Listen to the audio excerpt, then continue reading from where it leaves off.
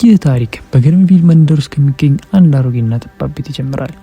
በድህነትና በተስፋ መካከል የሚወዛወዝ የሰው ልጅ ማንነት በሀብትና በክብር ሲፈተን የሚያሳይ ልብ የሚነካ ትረካ ነው። የግርምቪል የድህነት ኑሮ። በግርምቪል መንደር ውስጥ አሮጌና ግድግዳዎች በለሰለሱ ቤቶች መካከል የቻርሊ መኖሪያ ይገኛል። የቻርሊ ሕይወት በችግር የተሞላ ቢሆንም የእናቷ ፍቅር ግን እንደ ጠዋት ፀሐይ ያሞቃት ነበር። ማለዳ ላይ እናቷ ቁርስ ስታዘጋጅ ለራሷ የሚበቃውን ቀንሳ ለቻርሊ ሰጣታለች። እናቷ ራሷን እየስራበች ልጇ እንድትጠገብ የምታደርገው መስዋዕትነት የቻርሊን ልብ በሀዘን ይሞላው ነበር። በቤታቸው ውስጥ ያለው የውሃ ግፊት ደካማ ነው። ገላዋን ለመታጠብ እንኳን ከቧንቧው የሚንጠባጠበውን ጠብታ መጠበቅ ሰልችቷታል። ወደ ትምህርት ቤት የሚወስዳቸው መኪና ደግሞ በየመንገዱ የሚቆም የድካም ድምፅ የሚያሰማ አሮጌ ብረት ሆኗል። ቻርሊ የቀድሞውን የተሻለ ህይወታቸውን እያሰበች አሁን የወደቁበት የድህነት አዘቅት በእናቷ ፊት ላይ የፈጠረው መጨማደድ ስታይ በውስጧ ከፍተኛ ቁጭት ይሰማታል።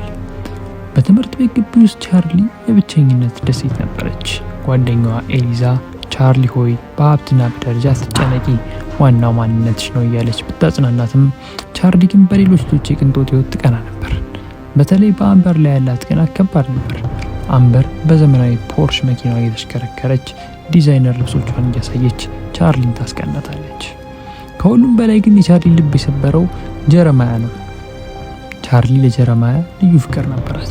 ሆኖም ጀረማያ ግን በጓደኞቹ ፊት ይህች እኮ ቤት የሌላቸው ሴቶች የሚኖሩበት ሰፈር የምትኖር ድሃ ናት ብሎ ሲያሾፉባት ቻርሊ ምድር ተከፍታ ብትወጣት ተመኘች።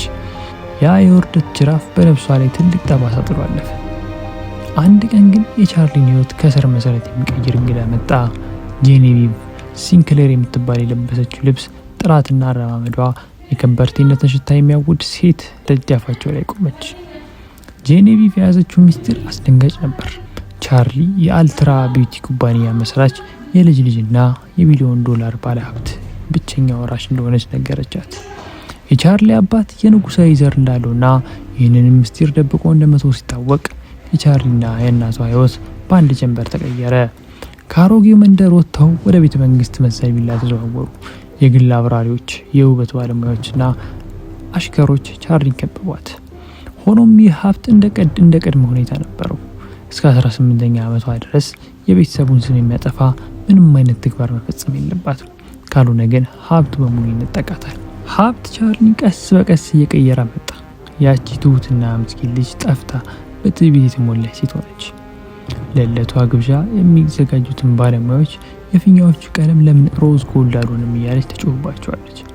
ከሁሉም በላይ የሚያሳዝነው ደግሞ ከልብ ጓደኛዋ ከኤሊዛ ጋር የነበራትን ግንኙነት ማቋረጧ ነው። ቻርሊ ድሆች ከኛ ጋር መታየት የሚፈልጉት ስለሚቀኑብን ነው በማለት ኤሊዛን ከህይወት አገለለቻት። የገንዘብ ብልጭልጭታ የቻርሊ አይን ስለጋረደው እውነተኛ ፍቅርና ታማኝነት ምን እንደሆነ ለመለየት ተሳናት። የክህደት ድራማ። የ18ኛ ዓመት ልደቷ ቀን ደረሰ። በታላቅ ድምቀት እየተከበረ ባለበት ወቅት ቀደም ሲል ያዋረዳት ጀረማያ በድንገት ተከሰተ።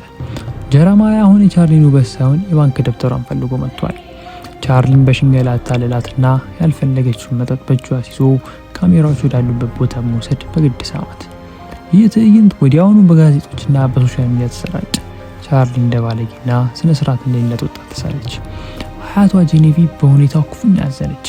የቤተሰባችንን ስም አዋርደሻል በማለት ሀብቱን ልትነጥቃት ወሰነች።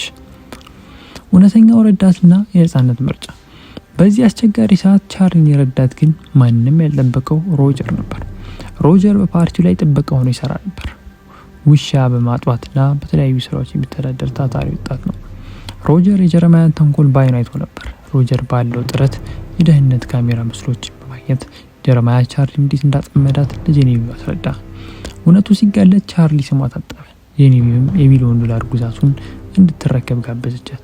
ነገር ግን ቻርሊ በዚህ ሁሉ ሂደት ውስጥ ትልቅ ትምህርት ተምራ ነበር። የሀብታም ኑሮ ከሩቅ ያምራል፣ ሲቀርቡት ግን እሾህ ነው የሚለውን ተረዳች። በመጨረሻም ቻርሊ ያን ሁሉ ቢሊዮን ዶላር እንደማትፈልግ አስታወቀች። ወደ እናቷና ወደ ቀድሞዋ መዳራ ተመለሰች። ከጓደኛዋ ከኤሊዛ ጋር ታረቀች። ለቤተሰቧ የሚሆን ጥቂት መገልገያዎችን ብቻ ማስቀረት ሌላዋን ሀብትታ ሰላማዊ ህይወቷን መረጠች። ቻርሊ አሁን የምትኖረው በገንዘብ ሳይሆን በሰው ፍቅርና በእውነተኛ ማንነት ውስጥ ነው። የቻርሊ ታሪክ ይህን ይመስላል። ስለተከታተሉ እናመሰግናለን። ላይክ፣ ሼር፣ ሰብስክራይብ ማድረግ እንዳይረሳ።